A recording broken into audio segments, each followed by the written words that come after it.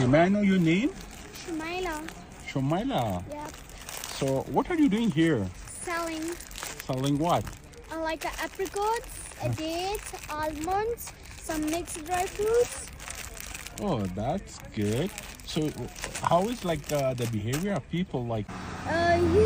You go to Peshawar, you go to Islamabad, but that he can speak. But he are there, but he can't speak. So that's the reason he behave of not a good. We don't know how we can say come here, how we can say hello.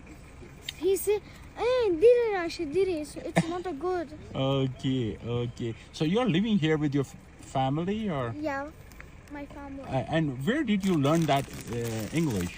I learned from my father. Ah, Okay. you go to But school?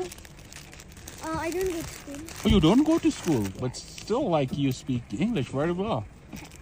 You are. Please come soon of that car, black car. You're going. I should just say stop. Oh, okay. So, Careful.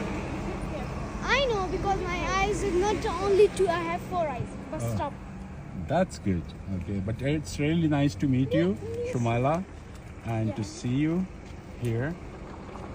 So, tell me about your experience here.